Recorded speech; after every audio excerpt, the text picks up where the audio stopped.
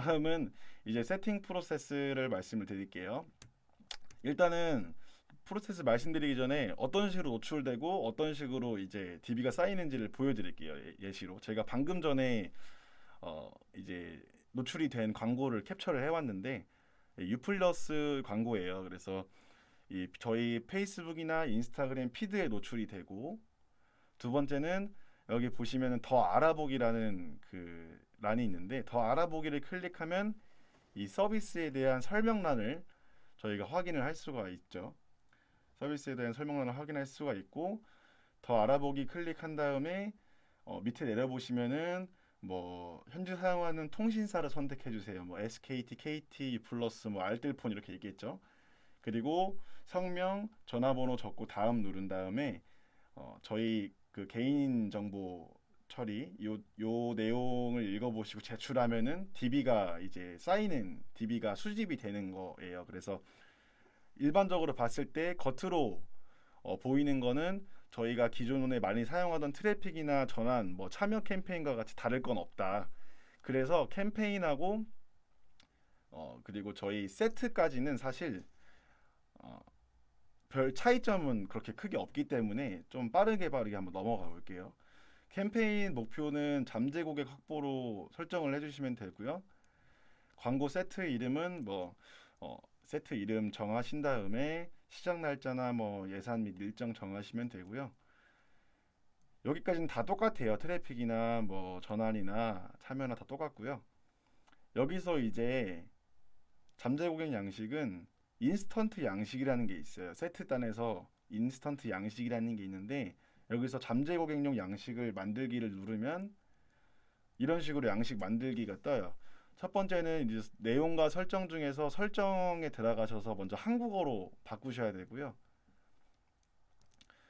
내용으로 들어가셔서 양식 유형에 더 많은 제출수 또는 더 확실한 의향, 요거는 이제 광고주의 KPI 뭐 양이냐 질이냐에 따라서 달라질 수 있겠지만 저는 기본적으로 그냥 더 많은 제출수를 선택을 합니다.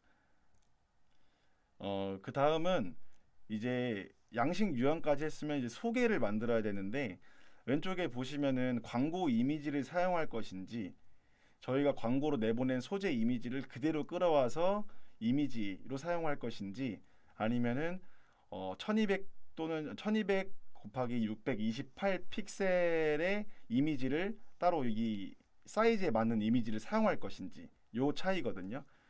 그래서 그거는 이제 좀 더 아무래도 1200, 628로 제작된 이미지가 있으면 좀 더 뭐 가독성이나 이런 면에서는 좀 더 좋을 거라고 생각이 됩니다. 그 다음에는 이제 인사를 하는 거예요. 뭐 이제 그 고객분들한테 이 잠재 고객 양식을 클릭한 고객분들한테 인사를 하는 과정인데, 여기 보시면은 제목과 설명으로 이루어져 있고요. 맨 오른쪽에 보시는 것처럼 제목이나 설명에 따라서 내용이 바뀝니다. 그래서 예를 들면은 제가 지금 하고 있는 잠재 고객 양식 캠페인의 그 광고주분은 영업하는 법을 알려주는 이제 광고주분이세요.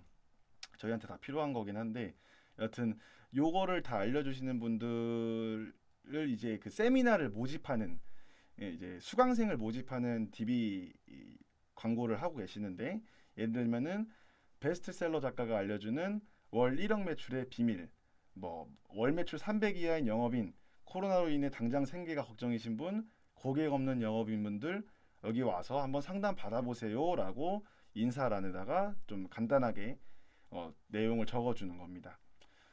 이제 인사까지 마치시면은 저희가 중요한 게, 질문에는 맞춤 질문과 질문 자동 입력이라는 게 있어요. 질문 자동 입력은 어차피 페이스북은 앞전에 말씀드린 것처럼 로그인 기반, 저희 전화번호나 뭐 이메일이나 핸드폰 이름, 저희 이름이 다 있기 때문에 등록해둔 정보가 자동으로 입력이 돼요. 그래서 거기서 어떤 정보를 받을지는 저희가 선택을 할 수가 있습니다. 이메일이나 전화번호나 뭐 성함이라던가. 그리고 다음 이 질문 자동 입력은 그렇게 냅두시면 되고, 그렇게 설정을 해주시면 되고, 맞춤 질문의 경우에는 업체의 특성에 맞게 최대한 좀 간결하고 핵심적인 질문들을 넣는 게 좋습니다. 예를 들어서 방금 말씀드렸던 영업을 잘하고 싶은 사람들을 모집하는 세미나를 들어갔을 때, 그 고객의 직책이라던가, 회사 명이라던가, 아니면 지금 사업에 있어서 고민이 될 수가 있겠죠. 또는 창업하는 그 광고주분도 계신데, 그분 같은 경우는 뭐 성함, 뭐 통화 가능한 시간대, 신규 창업인지 업종 변경인지, 뭐 샵인샵이라던가 이런 것들을 질문지로 좀 최대한 간결하고 핵심적으로 놓고요.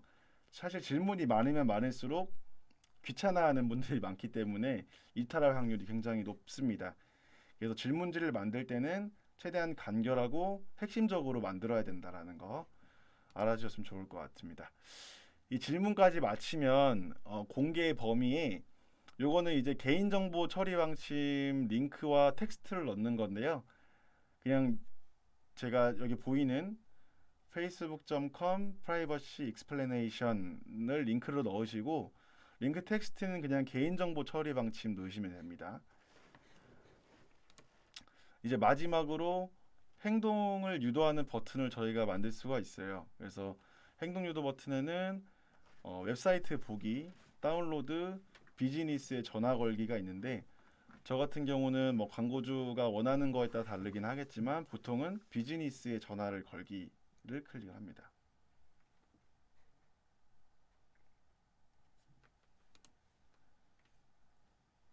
이제 세팅까지 마무리를 했으면 결과를 확인을 해야 되는데요. 저희 평상시 보는 대시보드 상에 들어가서 결과에 보시면 페이스북이라고 파란색 글자라고 되어 있는 게 보이실 거예요. 그 페이스북 파란색 글자에 숫자가 뭐 1이 됐든 2가 됐든 3이 됐든 적혀져 있을 건데 그 버튼을 누르시면 두 가지 방식으로 DB를 뽑아낼 수가 있습니다. 잠재 고객 센터 그리고 기간별로 다운로드가 있어요. 잠재 고객 센터 같은 경우에는 여기 보시는 것처럼 들어왔던 DB들의 뭐 이름이나 이메일 주소, 전화번호 등 이 DB를 되게 손쉽게 한눈에 파악하기가 용이하다라는 장점이 있고요. 광고주마다 달라요. 이제 어떤 광고주님은 이제 내가 다운을 받아서 정리해서 줘라라는 분들이 계시고 그냥 제가 잠재곡 센터에서 볼게요 하시는 분들도 계세요. 근데 후자의 경우에는 여기 방금 말씀드린 잠재고객 센터를 이용하시는 게 좀 더 좋을 것 같고요. 전자 그러니까 내가 뭐 마케터분이 그러니까 뭐 허대님이 그냥 뭐 정리해서 전달 주세요라고 하시는 분들도 계신데 그런 분들 같은 경우는 여기 보시면은 기간별로 다운로드를 클릭하시면 이런 이미지가 나와요.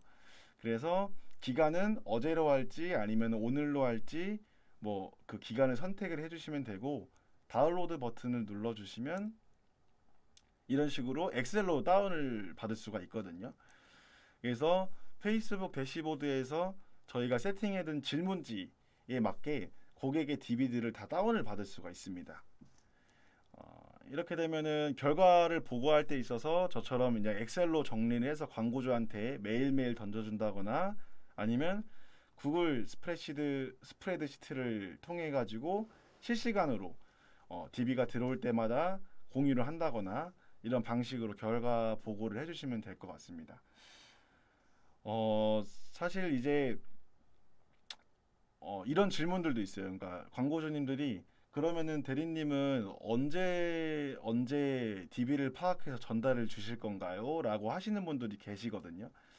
사실 제일 베스트는 저희 리소스를 줄이기 위해서 어떻게 DB를 보는지 방법을 알려드리는 게 제일 베스트긴 한데 사람의 성격상 그러지 못하시는 분, 제가 다 해드릴게요 하시는 분들도 분명히 있으실 거예요. 저도 그런 타입이라서 저 같은 경우는 제가 그러면 원하는 시간대 말씀 주시면 제가 그때그때 확인하겠습니다 라고 말씀을 드리고 예를 들어서 오전에 한번 오후에 한번 퇴근 전에 한번 제가 DB 들어온 거 확인해서 들어왔으면 바로바로 전달 드리겠습니다 라고 말씀을 드리죠. 그게 아니면은 오른쪽에 있는 것처럼 구글 스프레드시트를 이용해 가지고 공유를 해도 괜찮고요. 요거는 사실 시간마다 보는 거는 사실 좀 무리가 있을 수도 있어요. 그래서 뭐 제가 했던 것처럼 오전에 한번 오후에 두 번 이런 식으로 하시면 또는 오전에 한번 오후에 한번 뭐 그 기간은 광고주님과 한번 말씀 잘 나눠서 해보시면 될 것 같습니다. 네, 일단은 여기까지가 제가 정리한 잠재고객 양식에 대한 내용이고요. 페이스북 잠재고객 양식에 대해서 지금까지 간단한 설명부터 세팅하는 방법, 뭐 어떻게 노출되는지까지 많이 설명을 드렸는데 정리하자면 관심사 및 지역, 성별 연령 등을 디테일하게 타겟팅할 수 있는 페이스북 광고의 강점을 살린 DB 모집할 수 있는 광고다, 이렇게 한 줄로 설명을 할 수가 있을 것 같아요. 근데 여기서 중요한 거는 사실 DB 모집을 하는 데 있어서 뭐 DB나 이런 DB를 모집하는 매체들이 되게 많은 걸로 알고 있거든요. 근데 그 매체들을 저희가 하기에는 좀 리소스도 많고 해서 보통은 CPA 업체에 이제 맡기는 걸로 알고 있는데, 그렇게 되면은 뭔가 이제 중간 입장에서 뭔가 이제 리스크가 있다 보니까 저 같은 경우는 그냥 직접 제가 DB를 받는 식으로 말씀을 드리고요. DB 건수를 보장해 줄 수 있냐는 말에 저는 보장을 못 한다고 항상 얘기를 해요. 저희가 DB 건수를 보장을 하는 것 자체가 말이 안 되고, 어, 그 부분은 광고주분하고 같이 말씀을 잘 나눠보시면 충분히 DB 건수나 DB 단가를 맞추지 않아도 집행 가능한 부분들이니까, 그거는 네, 잘 말씀을 커뮤니케이션을 잘 하시면은 충분히 집행하실 수 있습니다. 그래서 오늘 지금까지 페이스북 광고를 통해서 DB를 모집하는 잠재고객 양식에 대해서 말씀을 드렸고요. 제가 준비한 자료는 여기까지가 끝입니다. 네. 그리고 혹시 질문이 있으시거나 하시면 댓글창에 남겨주시면 제가 답변을 드리도록 할게요.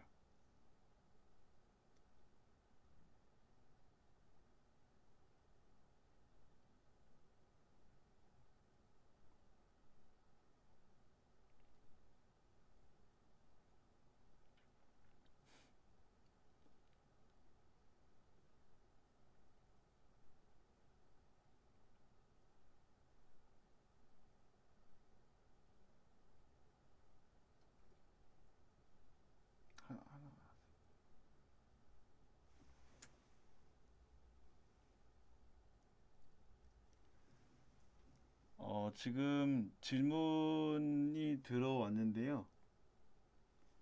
DB를 집행해 본 카테고리와 질문 수는 보통 몇 개로 하는 게 좋나요?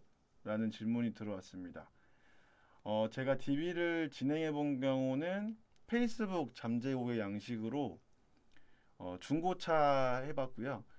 그리고 창업하시는 분들, 창업 광고주 한 세 분 정도 해봤고, 세미나나 아니면 그런 어, 뭐라고 해야 되지?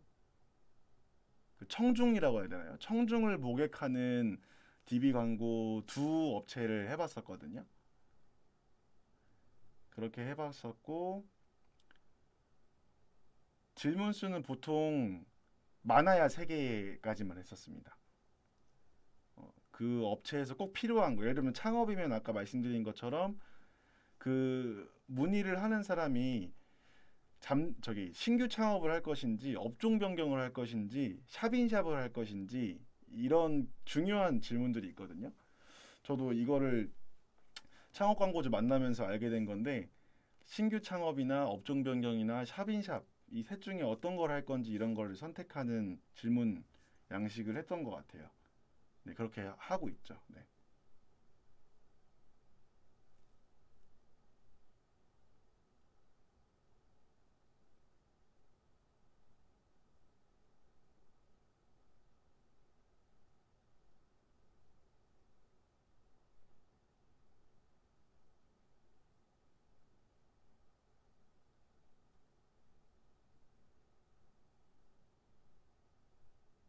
더 질문 없으실까요?